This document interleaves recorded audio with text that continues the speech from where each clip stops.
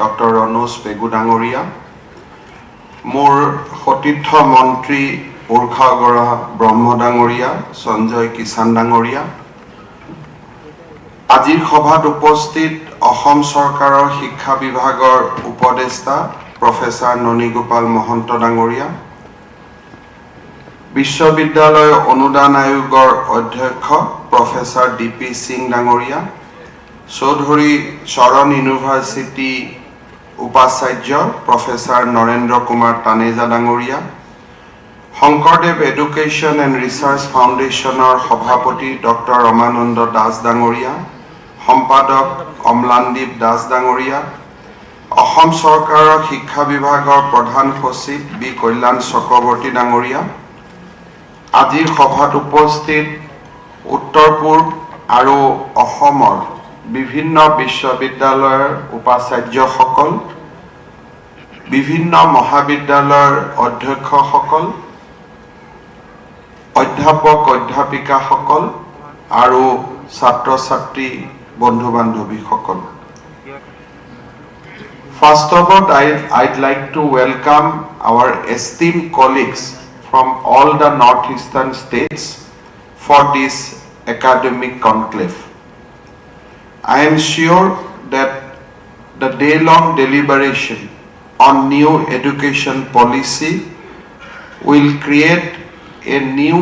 enthusiasm around the policy and also provide us with a implementable roadmap. প্ৰাচীন ভাৰতীয় শিক্ষা সম্পৰ্কে সততে উচ্চাৰণ কৰা এষাৰ বাক্য হ'ল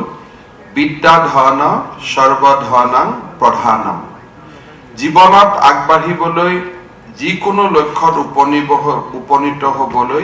শিক্ষাই হৈছে আমাৰ পৰম সম্পদ।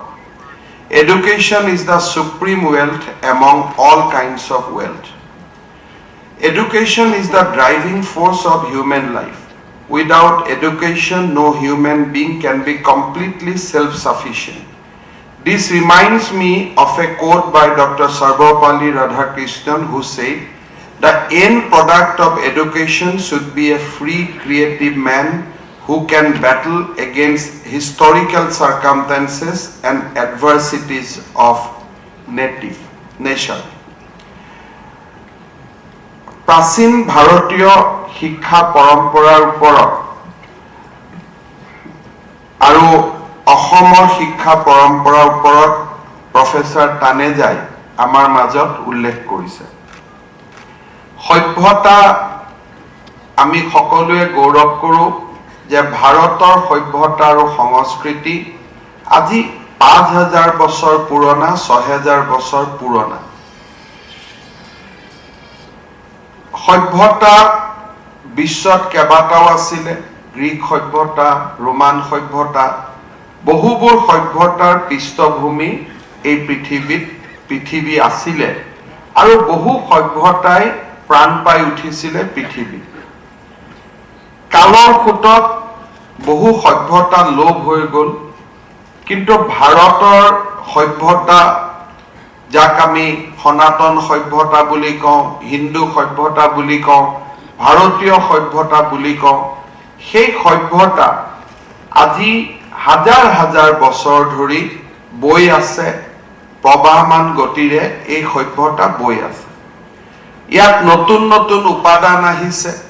বিভিন্ন সময়ত বিভিন্ন ধৰ্ম, বিভিন্ন সভ্যতা, বিভিন্ন সংস্কৃতিৰ লগত আমাৰ পৰিচয় হৈছে, এনকাউণ্টাৰ হৈছে, এছিমিলেশ্যন হৈছে, কিন্তু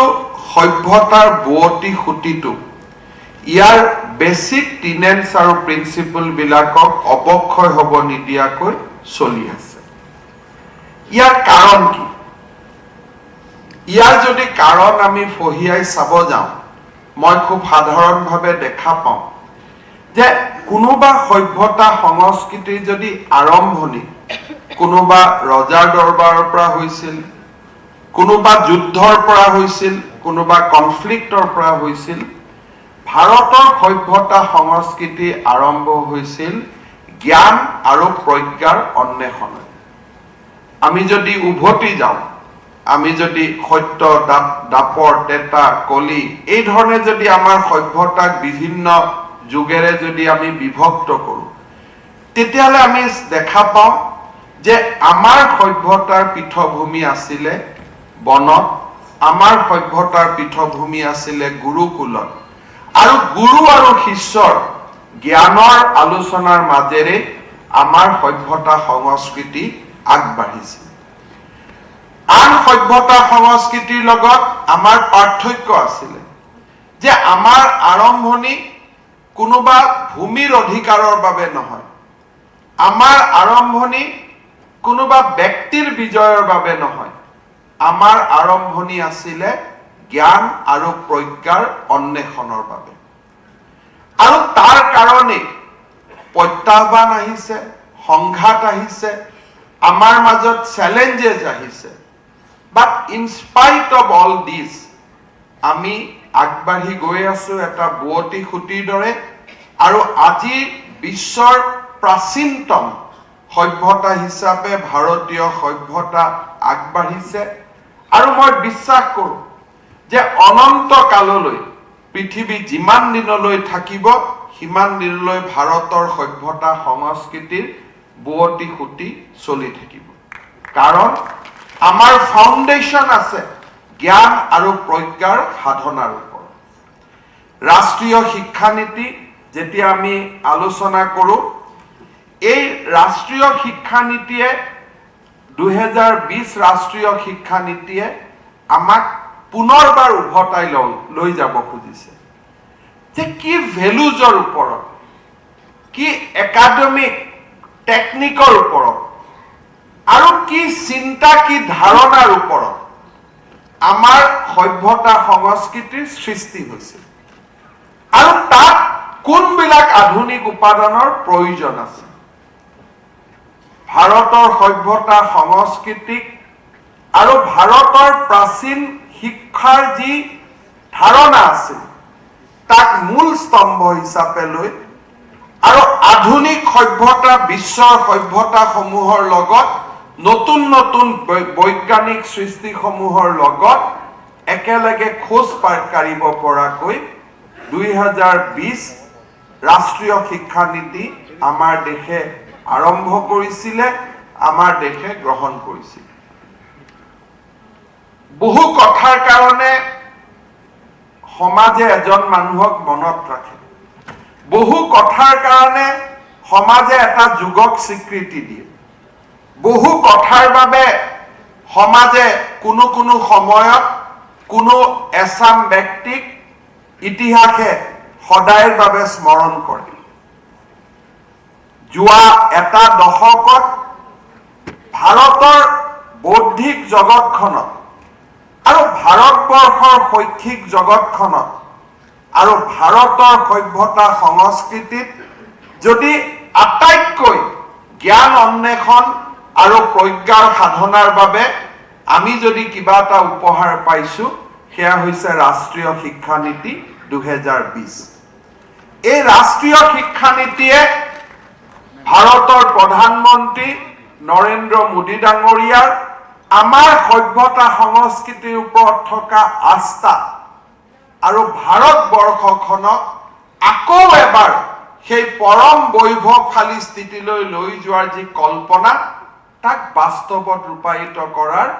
এক প্ৰচেষ্টা এই শিক্ষা নীতিৰ জৰিয়তে প্ৰতিফলিত হৈছে প্ৰফেসৰ কস্তুৰী নন্দন ডাঙৰীয়াৰ নেতৃত্বত এই শিক্ষা নীতিখনক আমাৰ যুগৰ লগত খাপ খোৱাকৈ এই শিক্ষা নীতিখনক প্ৰস্তুত কৰা হৈছে আৰু এই শিক্ষা নীতিয়ে যুৱক যুৱতীক আমাৰ নতুন চাম ডেকা লৰাক নিজৰ ইচ্ছা অনুসৰি আৰু নিজৰ ক্ৰিয়েটিভিটিক অনুসৰণ কৰি নিজৰ কেৰিয়াৰ পথত আগুৱাই যাবলৈ প্ৰেৰণা দিছে মই ভাবো যে এই শিক্ষা নীতিখনক আমি যি আমাৰ হাতত যি ম্যান্ডেট দিয়া হৈছে যে by 2034 we have to implement this policy এই পলিসিখনক আমি যদি পৰ্যালোচনা কৰি পদে পদে ইয়াৰ যদি ইমপ্লিমেন্টেশন ফ্ৰেমৱৰ্ক বিলাক আমি যদি নিৰ্ণয় কৰি এটা এটাকৈ যদি আমি আগুৱাই যাব পাৰো মোৰ বিশ্বাস যে ভাৰতবৰ্ষখনৰ আকৌ এবাৰ আমি উজলি উঠিম জ্ঞান আৰু প্ৰজ্ঞাৰ সাধনাৰে ভাৰতবৰ্ষখনে আকৌ এবাৰ বিশ্বক নেতৃত্ব দিব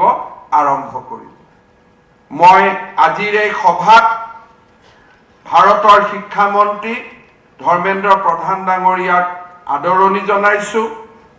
আৰু মই ভাবো যে তেখেতৰ যোগ্য মাৰ্গদৰ্শনত আমি ৰাষ্ট্ৰীয় শিক্ষা নীতি ৰূপায়ণৰ বাবে অসম আৰু উত্তৰ পূৰ্বেও আমি নিৰন্তৰ গতিত আগবাঢ়িব পাৰিম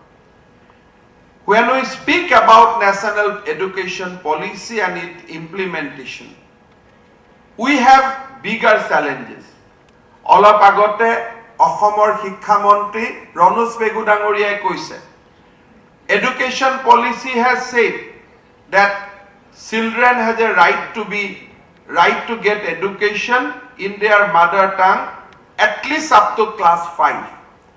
So it's a very easy concept. When we are in Lucknow, we are in Delhi, it is very easy for anybody. So it is a very nice thing. Everybody knows Hindi. So what is harm if we introduce mother language in class 5? But when it comes to a diverse region like Northeast, we have 180 languages. Now state has to recruit or motivate teachers in 180 languages.